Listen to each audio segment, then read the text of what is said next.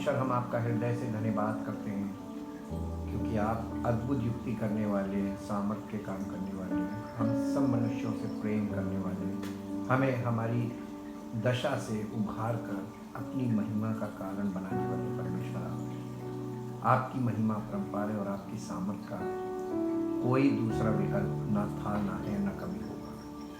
हम दिल से धन्यवाद करते हैं आपके पवित्र वचनों के लिए और उस सहायक के लिए, पवित्र आत्मा जो हमारे जीवन में आकर कार्य करता है और हमें आपकी व्यवस्था को प्रकट करता है, आपकी योजनाओं को हमें प्रकट करता है और उन योजनाओं को हमारे जीवन में लागू भी करता है और उन योजनाओं में हमारी अगुवाई भी करता है, हमारा मार्गदर्शन करता है। हम आपका धन्यवाद करते हैं और आपसे विनती करते हैं पिता परमेश्वर कि आपके प्रेम और अनुग्रह और पवित्र आत्मा की सहभागिता के हम इस लायक न थे कि हम उसके भागीदार हों, लेकिन आपने अनुग्रह के कारण हम पर अपनी पवित्र आत्मा को भेजकर हमारे जीवन को ऐसा किया कि हम अपने मुंह से आपका धन्यवाद कर सकते हैं और अपने जीवन से आपकी बड़ाई प्रकट कर सकते हैं, क्योंकि आप महान हैं। आपकी दया अद्भुत है और आपका प्रेम महान है। सब बातों में आपको धन्य कहते हैं। इस प्रार्थना को आपके प्रभु यीशु मसीह के नाम से आमीन। Thank you Jesus. परमेश्वर का धन्यवाद हो आज के दिन के लिए, परमेश्वर का धन्यवाद हो इस नए युग के लिए जो शुरू तो हुआ है, लेकिन अभी ये युग पाट करके पुराने युग की बातें, पुराने युग की व्यवस्थाएं, पुराने युग का जो कुछ भी चल रहा था वो सब चीज़ें पीछे की जाएंगी और नई बातें, नई योजनाएं, नए तरीके सामने आएंगे। और इसीलिए ये एक कठिन समय होगा क्योंकि लोग पुराने युग की मानसिकता में हैं और उन्हें नए युग की बातें कभी भी एक्सेप्टेबल नहीं होंगी जब, और इन्हीं सब बातों में संघर्ष बढ़ेगा ताकि परमेश्वर की योजनाएं ज़मीन पर मनुष्यों के जीवन में पूरी हों। पवित्र आत्मा हमें परमेश्वर के योजनाओं में लेकर जाता है और हमें इस योग्य करता है कि वो योजनाएं हमारे जीवन में लागू भी हों और हम परमेश्वर की इच्छा के अनुसार जीवन व्यतीत करें और उसकी इच्छा हमारे जीवन में पूर्ण हो और हमारा जीवन परमेश्वर की महिमा का कारण बने। इस युग में जो परिवर्तन का युग है, इसके विषय में परमेश्वर के वचन में बहुत विस्तृत रूप से वर्णन किया गया है, लेकिन हम कुछ बातों को जो हाईलाइटेड कहते हैं जिसको, वो हम आपके साथ शेयर करेंगे आज। और आज इस विषय पर यीशु मसीह के दोबारा आने को लेकर हमारे लिए क्या परमेश्वर का वचन कहता है और उन लोगों के लिए जो परमेश्वर को नहीं जानते हैं उनके विषय में क्या कहता है, इस विषय पर हम ध्यान और मनन करेंगे। और सबसे पहले हम पुराने नियम की आखिरी पुस्तक मलाकी की पुस्तक से शुरुआत करेंगे और मलाकी की पुस्तक उसके 3 अध्याय को और 4 अध्याय को हम आपके बीच में पढ़ेंगे।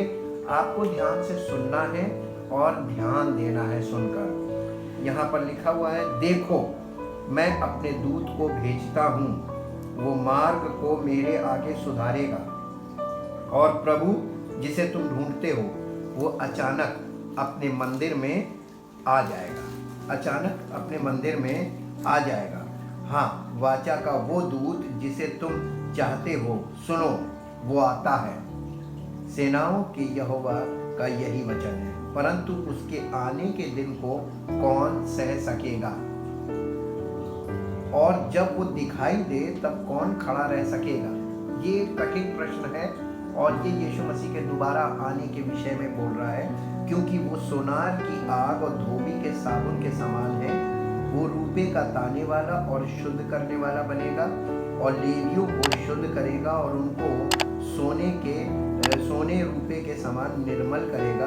तब वे यहोवा की भेंट धर्म से चढ़ाएंगे। तब यहूदा और यरूशलेम की भेंट यहोवा को ऐसी भाएगी जैसे पहले के दिनों में और प्राचीन काल में भाती थी। तब मैं न्याय करने को तुम्हारे निकट आऊँगा और टोनों और व्यभिचारियों और झूठी क्रिया खाने वालों के विरुद्ध और जो मजदूर की मजदूरी को दबाते और विधवा और अनाथों पर अंधेर करते और परदेशी का न्याय बिगाड़ते और मेरा भय नहीं मानते, उन सबों के विरुद्ध मैं तुरंत साक्षी दूंगा। यहोवा का यही वचन है, क्योंकि मैं यहोवा बदलता नहीं। इसी कारण हे याकूब की संतान, तुम नष्ट नहीं हुए। क्योंकि परमेश्वर बदलता नहीं, इसलिए परमेश्वर के लोग नष्ट नहीं हुए। अपने पुरखाओं के दिनों से तुम लोग मेरी विधियों से हटते आए हो और उनका पालन नहीं करते। तुम मेरी ओर फिरो, तब मैं भी तुम्हारी ओर फिरूंगा। सेनाओं के यहोवा का यही वचन है। परंतु तुम पूछते हो, हम किस बात में फिरें? क्या मनुष्य परमेश्वर को धोखा दे सकता है? प्रश्न। पर देखो, तुम मुझको धोखा देते हो और तो भी पूछते हो, हमने किस बात में तुझे लूटा है?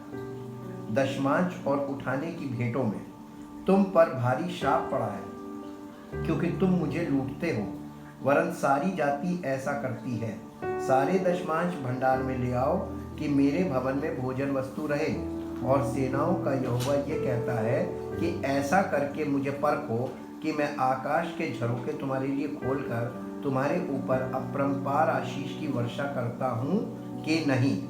मैं तुम्हारे लिए नाश करने वाले को ऐसा घुड़कूंगा कि वो तुम्हारी भूमि की उपज नष्ट ना करेगा और तुम्हारी दाखलताओं के फल कच्चे ना गिरेंगे। सेनाओं के यहोवा का यही वचन है। तब सारी जातियां तुमको धन्य कहेंगी, क्योंकि तुम्हारा देश मनोहर देश होगा। सेनाओं के यहोवा का यही वचन है।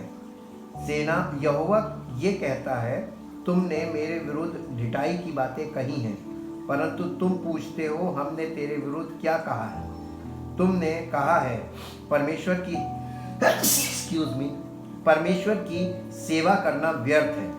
हमने जो उसके बताए हुए कामों को पूरा किया और सेनाओं के यहोवा के डर के मारे शोक का पहरावा पहने हुए चले हैं, इससे क्या लाभ हुआ?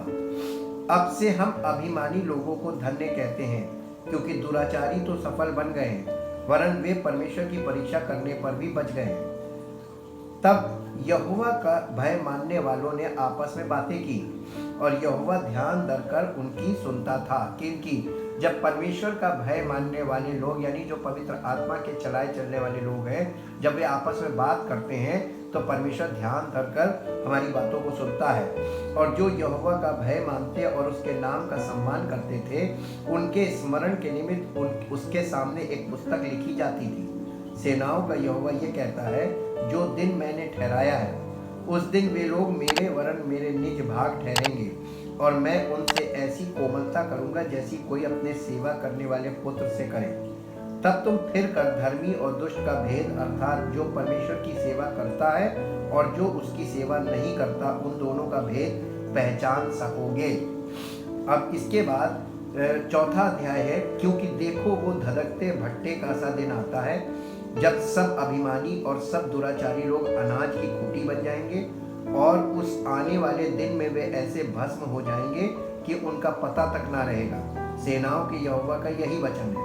परंतु तुम्हारे लिए जो मेरे नाम का भय मानते हो, धर्म का सूर्य उदय होगा और उसकी किरणों के द्वारा तुम चंगे हो जाओगे और तुम निकलकर पाले हुए बछड़ों के समान कूदोगे और फांदोगे। तब तुम दुष्टों को लताड़ डालोगे, अर्थात मेरे उस ठहराए हुए दिन में वे तुम्हारे पांव के नीचे की राख बन जाएंगे। सेनाओं के यहोवा का यही वचन है। मेरे दास मूसा की व्यवस्था, अर्थात जो विधि और नियम मैंने सारे इजराइलियों के लिए उसको होरेब में दिए थे, उनको स्मरण रखो। देखो, यहोवा के उस बड़े और भयानक दिन के आने से पहले मैं तुम्हारे पास एलिया नबी को भेजूंगा। वो माता पिता के मन को उनके पुत्रों की ओर और पुत्रों के मन को उनके माता पिता की ओर फेरेगा। ऐसा ना हो कि मैं आकर पृथ्वी पर का सत्यानाश करूं। यहाँ पे इस भविष्यवाणी के साथ इस पुराने नियम की पुस्तक का समापन हुआ। उसके बाद नए नियम की शुरुआत होती है और नए नियम की शुरुआत यीशु मसीह यमुना बपतिस्मा देने वाले से, जिसके लिए लिखा मैं एलिया को भेजूंगा। वो एलिया नए नियम में यमुना बपतिस्मा देने वाला था, जिसने आकर उसके लिए मार्ग तैयार किया था प्रभु के लिए। और वो अचानक प्रभु प्रकट हुआ। जैसा लिखा था वैसा ही हुआ, और अब भी जैसा लिखा है वैसा ही होगा। इस युग में जो परिवर्तन का समय, जो लगभग 7 वर्ष का समय होगा, परमेश्वर के वचन के अनुसार बहुत कठिन समय होगा, जैसा कि सृष्टि के आरंभ से अब तक नहीं हुआ है। अर्थात परमेश्वर ये बताना चाह रहा है कि कठिन समय इसलिए होगा क्योंकि अब जो कुछ होगा उसका कहीं कोई इतिहास नहीं होगा, बल्कि एक नया इतिहास बनेगा। प्रभु यीशु मसीह के द्वितीय आगमन के विषय में वचन में लिखा है।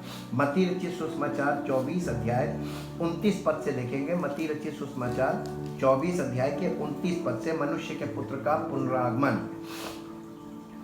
उन दिनों के क्लेश के तुरंत बाद सूर्य अंधियारा हो जाएगा और चंद्रमा का प्रकाश जाता रहेगा और तारे आकाश से गिर पड़ेंगे और आकाश की शक्तियां हिलाई जाएंगी।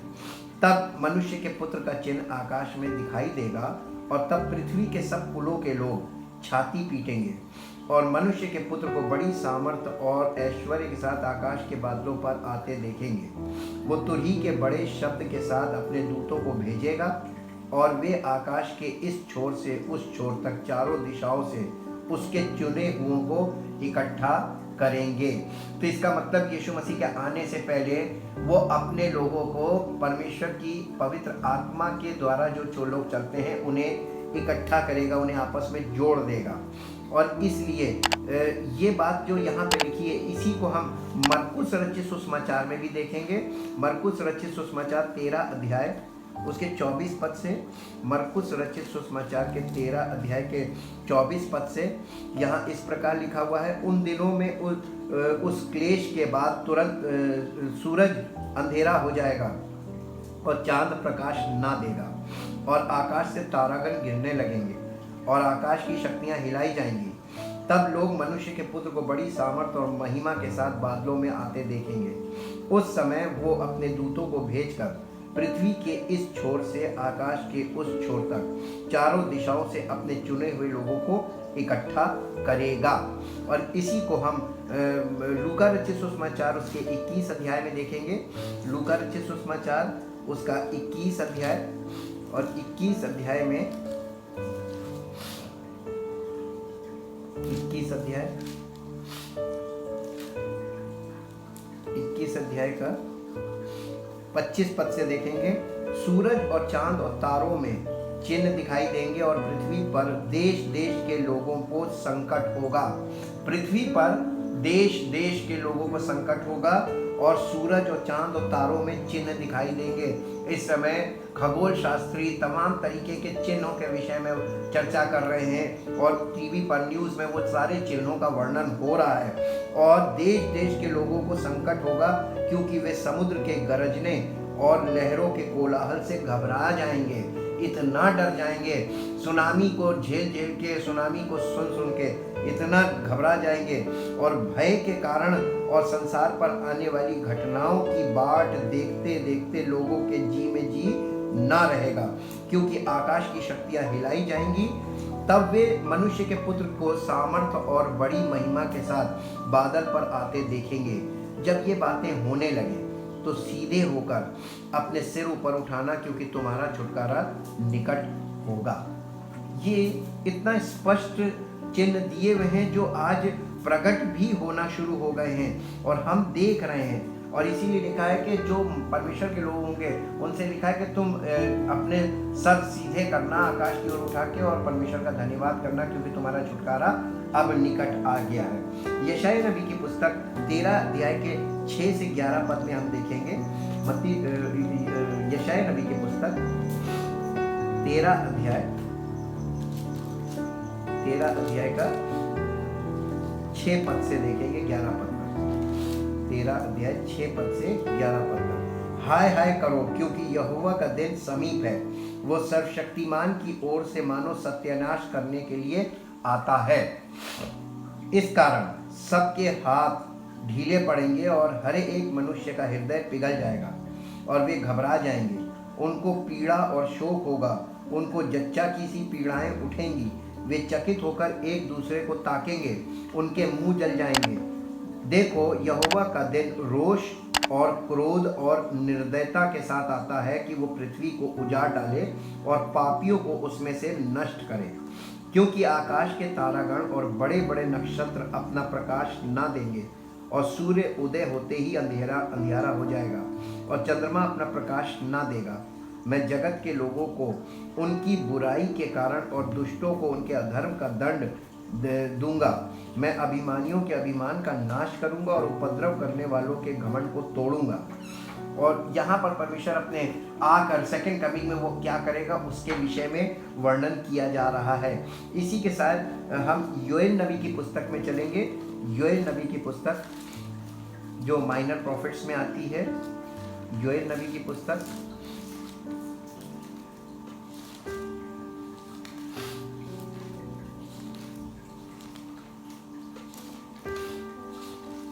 योएल नबी की पुस्तक उसका अध्याय 2 उसके 10 पद देखेंगे। 2 अध्याय का 10 पद यहाँ पर लिखा है, उनके आगे पृथ्वी कांप उठती है, उनके आगे पृथ्वी कांप उठती है और आकाश थरथराता है, सूर्य और चंद्रमा काले हो जाते हैं और तारे नहीं झलकते। यहोवा अपने उस दल के आगे अपना शब्द सुनाता है, क्योंकि उसकी सेना बहुत ही बड़ी है। जो अपना वचन पूरा करने वाला है वो सामर्थी है, क्योंकि यहोवा का दिन बड़ा और अति भयानक है, उसको कौन सह सकेगा। सेकंड कमी के लिए बार बार बताया जा रहा है, उस दिन को, उस समय को कौन सह सकेगा।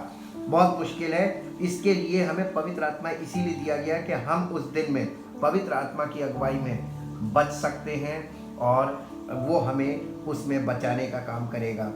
सपन्या नबी की पुस्तक इसी में माइनर प्रॉफिट्स में है। सपन्या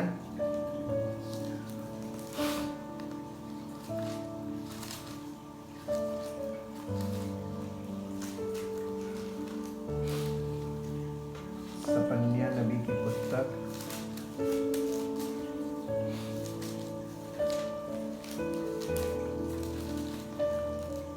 सपन्या अध्याय 1 का 2 पद से हम पढ़ेंगे। परमेश्वर के न्याय का दिन हेडिंग है, मैं धरती के ऊपर से सबका अंत कर दूंगा, यहोवा की यही वाणी है। मैं मनुष्य और पशु दोनों का अंत कर दूंगा। मैं आकाश के पक्षियों और समुद्र की मछलियों का और दुष्टों समेत उनकी रखी हुई ठोकरों के कारण का भी अंत कर दूंगा। मैं मनुष्य जाति को भी धरती पर से नष्ट कर डालूंगा, यहोवा की यही वाणी है। मैं यहूदा पर और यरूशलेम के सब रहने वालों पर हाथ उठाऊंगा और इस स्थान में बाल के बचे हुओं को और याजकों समेत देवताओं के पुजारियों के नाम को नष्ट कर दूंगा। जो लोग अपने अपने घर की छत पर आकाश के गण को दंडवत करते हैं और जो लोग दंडवत करते हुए यहोवा की सेवा करने की शपथ खाते और अपने मोलेक की भी शपथ खाते हैं, और जो यहोवा के पीछे चलने से लौट गए हैं और जिन्होंने ना तो यहोवा को ढूंढा और ना उसकी खोज में लगे, उनका भी मैं सत्यानाश कर डालूंगा। परमेश्वर यहोवा के सामने शांत रहो, क्योंकि यहोवा का दिन निकट है। यहोवा ने यज्ञ सिद्ध किया है और अपने पाहुनों को पवित्र किया है।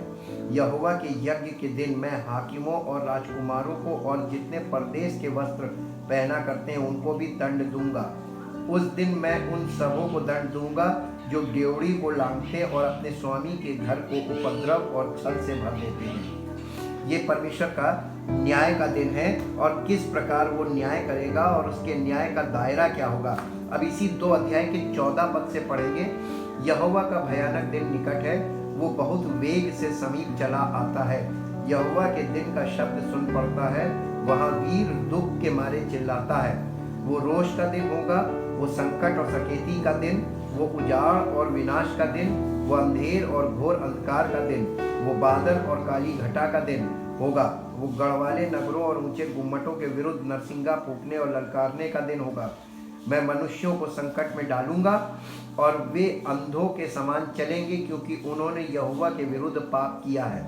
उनका लहू धूलि के समान और उनका मांस विष्ठा के समान फेंक दिया जाएगा। यहोवा के रोष के दिन में ना तो चांदी से उनका बचाव होगा न सोने से, क्योंकि उसके जलन की आग से सारी पृथ्वी भस्म हो जाएगी। वो पृथ्वी के सारे रहने वालों को घबराकर उसका अंत कर डालेगा। परमेश्वर बहुत भयानक रूप से काम करने जा रहा है। और इससे पहले वो उन लोगों को जो अपना जीवन अब उसके इकलौते पुत्र प्रभु यीशु मसीह के सामने समर्पित कर रहे हैं, उनको पवित्र आत्मा के द्वारा इन दिनों में वो कैसे बचाएगा, आज हम इस विषय पर ज़रूर देखेंगे। क्योंकि जहाँ जहाँ उसके पुनरागमन के विषय में लिखा है, वहाँ पर पवित्र आत्मा के द्वारा संचालित लोगों को निर्देश भी दिए जा रहे हैं और हम उन निर्देशों को अवश्य देखेंगे। ऐसा समय जो अब शुरू हो गया है, जिसके विषय में केवल एक ही जानकारी का स्रोत है और वो है परमेश्वर का लिखित वचन बाइबल। और केवल बाइबल प्राप्त कर लेने से किसी को सत्य नहीं प्राप्त हो सकता है। बाइबल की सच्चाई को स्पष्टता से समझने के लिए प्रत्येक व्यक्ति को पवित्र आत्मा भी आवश्यक है, जिसके बगैर कोई भी ना तो परमेश्वर की योजनाओं को जान सकता है और ना ये कि परमेश्वर इस पृथ्वी पर अब क्या क्या करने जा रहा है। अतः परमेश्वर के लिखित वचन के द्वारा पवित्र आत्मा उस व्यक्ति को, जिसने अपने जीवन को पूर्ण रूप से यीशु मसीह को समर्पित कर दिया है, ये जानकारी देता है कि अब इन अंतिम दिनों में, अर्थात पुराने युग के अंतिम समय व नए युग के आरंभ के समय में कठिन समय क्यों होगा और पवित्र आत्मा उस व्यक्ति की अगुवाई करेगा कि ऐसे समय में उसको कैसा जीवन जीना चाहिए। सबसे महत्वपूर्ण बात यह है कि पवित्र आत्मा के द्वारा संचालित जीवन यानी आत्म जागृत जीवन होना चाहिए। मत्ती रचित सुसमाचार उसके 24 अध्याय में फिर चलेंगे। मत्ती रचित सुसमाचार 24 अध्याय और 24 अध्याय के 29 पद से हमने पढ़ा था मनुष्य के पुत्र का पुनरागमन, और इसके 36 पद से हम पढ़ेंगे जहां पर जागते रहो लिखा है। यानी पवित्र आत्मा के द्वारा हमें अवेयरनेस में रहना है। ये समय परमेश्वर के लोगों के लिए आत्मिक रूप से जागृत रहने का समय, यानी स्पिरिचुअली अलर्ट रहने का समय होगा।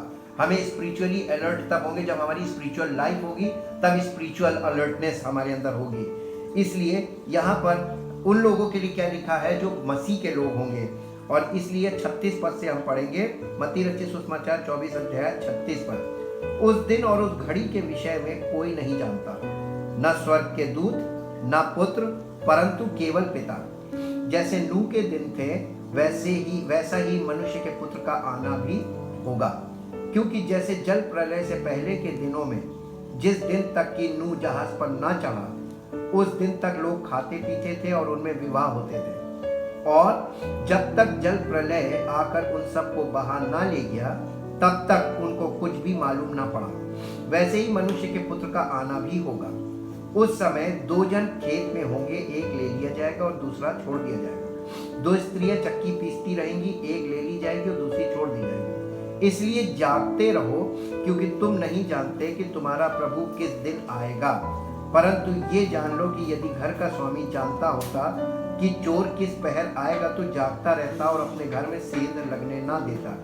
इसलिए तुम भी तैयार रहो, क्योंकि जिस घड़ी के विषय में तुम सोचते भी नहीं हो, उसी घड़ी मनुष्य का पुत्र आ जाएगा। जिस घड़ी के विषय में, जिस समय पर आप नहीं सोच रहे होंगे, उसी समय पे वो आएगा। और इसलिए हमेशा तैयार रहो, रेडी उसके आने के लिए तैयार रहो। हम इसी बात को मरकुस रचित सुसमाचार उसके 13 अध्याय में देखेंगे। मरकुस रचित सुसमाचार के 13 अध्याय में, और यहाँ पर इस प्रकार से लिखा हुआ 13 अध्याय के 32 पद से, जागते रहो, उस दिन या उस घड़ी के विषय में कोई नहीं जानता, न स्वर्ग के दूत न पुत्र, परंतु केवल पिता। देखो, जागते और प्रार्थना करते रहो, क्योंकि तुम नहीं जानते कि वो समय कब आएगा। ये उस मनुष्य की सी दशा है जो परदेश जाते समय अपना घर छोड़ जाए और अपने दासों को अधिकार दे और हर एक को उसका काम बता दे और द्वारपाल को जागते रहने की आज्ञा दे। इसलिए जागते रहो, क्योंकि तुम नहीं जानते कि घर का स्वामी कब आएगा, सांझ को, आधी रात को, या मुर्ग के बांग देने के समय, या भोर को। ऐसा ना हो कि वो अचानक आकर तुम्हें सोते पाए। और जो मैं तुमसे कहता हूँ वही सबसे कहता हूँ, जागते रहो। ये युग हमारे लिए एक बहुत महत्वपूर्ण संदेश दे रहा है शुरुआत से, जागते रहो। यहाँ पर शारीरिक रूप से जागने की बात नहीं है, आत्मिक रूप से जागृत रहो, आत्म जागृति में बने रहो, पवित्र आत्मा के साथ बने रहो, यानी पवित्र आत्मा की बातों में रिफ्रेश रहो। लूका रचित सुसमाचार के 17 अध्याय में चलेंगे। लूका रचित सुसमाचार उसका 17 अध्याय,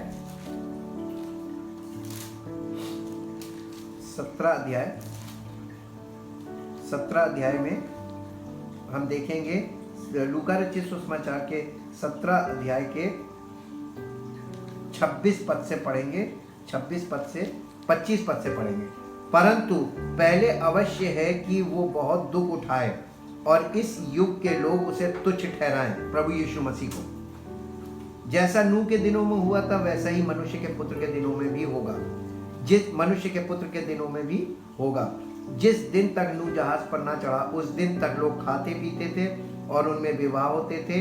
तब जल प्रलय ने आकर उन सबको नष्ट किया, जैसा लूत के दिनों में हुआ था कि लोग खाते पीते, लेन देन करते, पेड़ लगाते और घर बनाते थे। परंतु जिस दिन लूत सदोम से निकला उस दिन आग और गंधक आकाश से बरसी और सबको नष्ट कर दिया। मनुष्य के पुत्र के प्रकट होने के दिन भी ऐसा ही होगा, बिल्कुल ऐसा ही होगा जैसा वहां पे दिखाया गया है। मनुष्य के पुत्र के प्रकट होने पर भी ऐसा ही होगा। और इसीलिए हम परमेश्वर की महिमा के साथ उसका धन्यवाद करते हैं कि उसने हमको बचा लिया, क्योंकि हमने उसके इकलौते पुत्र प्रभु यीशु मसीह के उस बलिदान पर जो परमेश्वर ने स्वयं हमारे लिए किया उस पर विश्वास किया और अपना जीवन परमेश्वर को पूरी तरीके से सौंप दिया, ताकि उसकी मर्जी हमारे जीवन में प्रतिदिन पूरी होती रहे। पहला थिस्सलुनीकियों की पत्री में जाएंगे, पहला थिस्सलुनीकियों और उसका पहला थिस्सलुनीकियों उसका अध्याय 4, पहला थिस्सलुनीकियों का 4 अध्याय और उसके 13 पद से 18 पद तक पढ़ेंगे। यीशु का पुनरागमन। आप पत्रियों में यीशु के पुनरागमन के विषय में केवल इस पत्री में पाएंगे, पहला थिस्सलुनीकियों 4 अध्याय में और दूसरे पत्रस में। बाकी किसी पत्री में उसके सेकंड कमिंग के बारे में कुछ नहीं बताया गया है। हे भाइयों, हम नहीं चाहते कि तुम उनके विषय में जो सोते हैं अज्ञानी रहो। ऐसा ना हो कि तुम दूसरों के समान शोक करो जिन्हें आशा नहीं, क्योंकि यदि हम विश्वास करते हैं कि यीशु मरा और जी भी उठा, तो वैसे ही परमेश्वर उन्हें भी जो यीशु में सो गए हैं उसी के साथ ले आएगा। क्योंकि हम प्रभु के वचन के अनुसार तुमसे ये कहते हैं कि हम जो जीवित हैं और प्रभु के आने तक बचे रहेंगे, सोए हुओं से कभी आगे न बढ़ेंगे। क्योंकि प्रभु आप ही स्वर्ग से उतरेगा, उस समय ललकार और प्रधान दूत का शब्द सुनाई देगा और परमेश्वर की तुरही फूंकी जाएगी और जो मसीह में मरे हैं वे पहले जी उठेंगे। तब हम जो जीवित और बचे रहेंगे उनके साथ बादलों पर उठा लिए जाएंगे कि हवा में प्रभु से मिले, और इस रीति से हम सदा प्रभु के साथ रहेंगे। इस प्रकार इन बातों से एक दूसरे को शांति दिया करो। ये उसके आने के विषय में, सेकंड कमिंग के विषय में हमको यहाँ पे बताया जा रहा है। और इसी के साथ साथ दूसरा पत्रस और उसका 3 अध्याय पहले पद से, हे प्रियो, अब मैं तुम्हें ये दूसरी पत्री लिखता हूँ और दोनों में सुधि दिलाकर तुम्हारे शुद्ध मन को उभारता हूँ कि तुम उन बातों को जो पवित्र भविष्यवक्ताओं ने पहले से कही हैं और प्रभु और उद्धारकर्ता की उस आज्ञा को स्मरण करो जो तुम्हारे प्रेरितों के द्वारा दी गई थी। पहले ये जान लो कि अंतिम दिनों में हंसी ठट्टा करने वाले आएंगे जो अपनी अभिलाषाओं के अनुसार चलेंगे और कहेंगे उसके आने की प्रतिज्ञा कहाँ गई, क्योंकि जब से बाप दादे सो गए हैं सब कुछ वैसा ही है जैसा सृष्टि के आरंभ से था। वे तो जानबूझकर ये भूल गए कि परमेश्वर के वचन के द्वारा आकाश प्राचीन काल से विद्यमान है और पृथ्वी भी जल में से बनी और जल में स्थिर है। इसी कारण उस युग का जगत जल में डूबकर नष्ट हो गया, पर वर्तमान काल के आकाश और पृथ्वी उसी वचन के द्वारा इसलिए रखे गए कि जलाए जाएं, और ये भक्तिहीन मनुष्यों के न्याय और नष्ट होने के दिन तक ऐसे ही रखे रहेंगे। हे प्रियो, ये बात तुमसे छिपी ना रहे कि प्रभु के यहाँ एक दिन 1000 वर्ष के बराबर है और 1000 वर्ष एक दिन के बराबर है। यहाँ पे परमेश्वर का काउंटिंग कैसे होती है? एक दिन 1000 वर्ष के बराबर है। प्रभु का दिन आ रहा है, यानी प्रभु का 1000 वर्ष वाला समय आ रहा है, मिलीनियम इसको बोलते हैं, वो आ रहा है। और इसलिए वो उसके न्याय का भी दिन होगा, वो उसके न्याय का समय भी होगा और उसके लोगों के राज्य करने का भी समय होगा। प्रभु अपनी प्रतिज्ञा के विषय में देर नहीं करता, जैसी देर कुछ लोग समझते हैं, पर तुम्हारे विषय में धीरज धरता है और नहीं चाहता कि कोई नष्ट हो, वरन ये कि सबको मन फिराव का अवसर मिले। परंतु प्रभु का दिन चोर के समान आ जाएगा।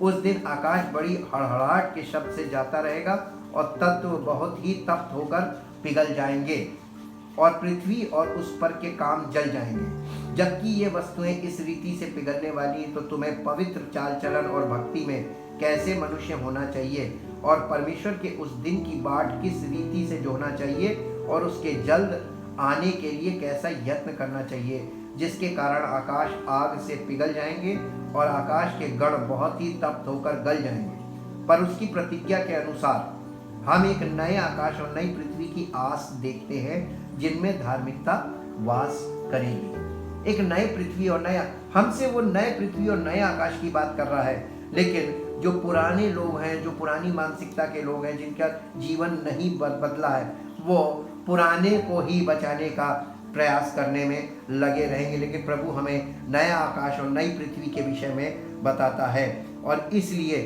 हम ये देखते हैं कि जब जब परमेश्वर प्रभु यीशु मसीह के पुनरागमन के विषय में जहाँ जहाँ लिखा है, वहाँ वहाँ एक निर्देश भी साथ साथ चला है।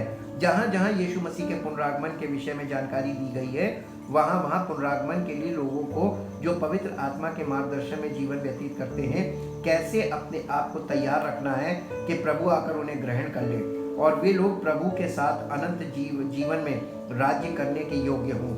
ये उनके विषय में ये जानकारी साथ साथ दी गई है। जैसा कि पहला थिस्सलुनीकियों में भी उसके 5 अध्याय में, 4 अध्याय के 13 पद से हमने पढ़ा था पुनरागमन के विषय में, और 5 अध्याय में उस समय के लिए जो लोग तैयार होंगे वो ग्रहण कर लिए जाएंगे। पर हे भाइयों, इसका प्रयोजन नहीं कि समयों और कालों के विषय में तुम्हारे पास कुछ लिखा जाए, क्योंकि तुम आप ठीक जानते हो कि जैसा रात को चोर आता है, वैसे ही प्रभु का दिन आने वाला है।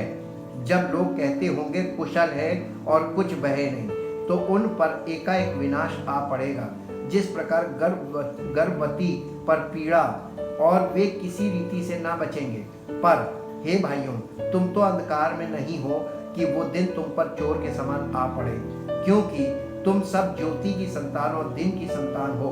हम ना रात के हैं ना अंधकार के हैं, इसलिए हम दूसरों के समान सोते ना रहें, पर जागते और सावधान रहें।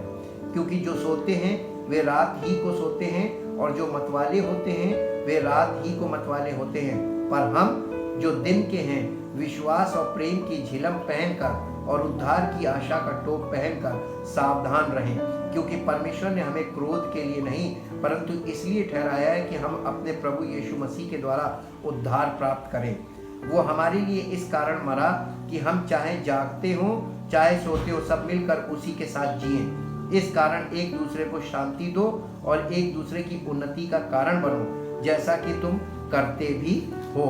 अब देखिए, इसी को हम यहाँ पर देखेंगे। दूसरा पत्रस उसका 3 अध्याय प्रभु के आगमन के दिन से शुरुआत होती है, और इसका दूसरा भाग 14 पद से है, 3 अध्याय का 14 पद। इसलिए हे प्रियो, जबकि तुम इन बातों की आस देखते हो, तो यत्न करो कि तुम शांति से उसके सामने निष्कलंक और निर्दोष ठहरो, और हमारे प्रभु के धीरज को उद्धार समझो, जैसा हमारे प्रिय भाई पौलुस ने भी उस ज्ञान के अनुसार जो उसे मिला तुम्हें लिखा है, वैसे ही उसने अपनी सब पत्रियों में भी इन बातों की चर्चा की है, जिनमें कुछ बातें ऐसी हैं जिनका समझना कठिन है, और अनपढ़ और चंचल लोग उनके अर्थों को भी पवित्र शास्त्र की अन्य बातों की तरह खींच तान कर अपने ही नाश का कारण बनाते हैं। इसलिए हे प्रियो, तुम पहले ही से इन बातों को जानकर चौकस रहो, ताकि अधर्मियों के भ्रम में फंसकर अपनी स्थिरता को कहीं हाथ से खो ना दो, पर हमारे प्रभु और उद्धारकर्ता यीशु मसीह के अनुग्रह और पहचान में बढ़ते जाओ। उसी की महिमा अब भी हो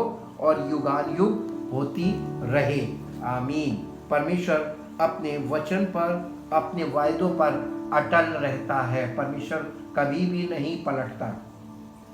हमारी ओर उसका इशारा है, तुम पवित्र आत्मा के साथ बने रहो, पवित्र आत्मा के निर्देशों में चलते रहो, पवित्र आत्मा की आज्ञा का पालन करो और उसके अनुसार उन वचनों को जो तुम्हारे जीवन से संबंधित हैं और वर्तमान समय में तुम्हारे जीवन में वो तुम्हें लाभ पहुंचा सकते हैं, वो बातें वो तुम तक पहुंचाएगा। तुम्हें पवित्र आत्मा की बातों को ग्रहण करना और उनको अपने जीवन में लागू करना है। लागू करने के लिए जब अगर तुम अपने आप को निर्बल समझोगे तो पवित्र आत्मा तुम्हें उन बातों को लागू करने की सामर्थ्य देगा, ताकि तुम उन्हें लागू भी कर सको, चल भी सको और प्रभु की महिमा तुम्हारे जीवन से प्रकट हो और तुम्हारा जीवन उसकी महिमा का कारण बने। आइए अपने जीवन को उसके आगे समर्पित करें। ये समय आप अपने आप को बचा नहीं सकते, क्योंकि एक लंबा समय है। ये अभी सालों तक चलेगा और इन समय में जब कठिन वर्षों की शुरुआत है, ये युग परिवर्तन का समय है और ये गड़बड़ी का भी समय होगा। कन्फ्यूजन बहुत ज़्यादा होगा, इतना ज़्यादा कन्फ्यूजन बढ़ जाएगा कि लोग सही ढंग से निर्णय नहीं ले पाएंगे, उनकी निर्णय लेने की क्षमता ख़त्म हो जाएगी और इतना डबल माइंड होंगे कि आपस में टकराव की स्थितियां पैदा होंगी और किसी की बात को एक्सेप्ट करने में, किसी की बात को रिजेक्ट करने में गलतियां करेंगे और तरह तरह की घटनाएं होंगी, दुर्घटनाएं होंगी और परमेश्वर की सामर्थ्य लोगों की ज़िंदगियों में जो पवित्र आत्मा के अनुसार चलते हैं हमेशा प्रकट होकर काम करेगी, उन्हें बचाएगी और बढ़ाएगी, उन्नति देगी, ताकि प्रभु की महिमा प्रकट हो। धन्यवाद करें, उसको अपने जीवन को समर्पित करें। यदि आप चाहते हैं, कल बहुत देर हो जाएगी, आज यदि आप वचन सुन रहे हैं, इस वचन को अपने लिए ग्रहण कीजिए और अपना जीवन उसे 100% सौंप दीजिए कि प्रभु हम बच नहीं सकते हैं, लेकिन आप हमें बचा सकते हैं। हमें बचाने वाले पर निर्भर करना है, अपने बचने का प्रयास नहीं करना है, अपने बचाने वाले पर भरोसा रखना है, बल्कि अपनी शक्ति और अपनी बुद्धि पर भरोसा नहीं रखना है, क्योंकि बचाने वाला ही बचा सकेगा। और वर्तमान स्थिति ऐसी है कि हम उसको अपने आप को सौंप दें तो वो हमें लेकर चलता है और हर परिस्थिति में वो हमारी सहायता करता है और हमें अपनी महिमा का कारण बनाता है। पिता परमेश्वर धन्यवाद, सब कुछ करने वाले आप। जो लोग आज अपना हृदय आपको, अपना जीवन आपको समर्पित कर रहे हैं, उन पर आपकी दया हो और आपकी करुणा हमारे साथ साथ बनी रहती है और पवित्र आत्मा के द्वारा आप हमारी अगुवाई करते हैं। हमारा धन्यवाद। इसलिए अपना जीवन और उन सब लोगों का जीवन जो ऑलरेडी आपको अपना जीवन समर्पित कर चुके हैं और जो आज वचन को सुनकर अपना जीवन समर्पित कर रहे हैं, उन सब लोगों को आपके हाथों में सौंप कर आपका धन्यवाद करते हैं, क्योंकि आप पर निर्भर रहना हमारे लिए निश्चिंत रहने के समान है, क्योंकि बचाने वाले आप हैं। हमें तो केवल इस बात में सतर्क रहना है, इस बात में जागृत रहना है कि हम आपके पवित्र आत्मा की अगुवाई में चलते रहें और आपके वचन में बने रहें, ताकि आपकी सामर्थ प्रकट हो और आपकी महिमा यीशु मसीह के नाम से। परमेश्वर सब सुनने वालों पर अनुग्रह करें और ग्रहण करने वालों पर अपनी सामर्थ प्रकट करें और उसकी महिमा। Praise the Lord.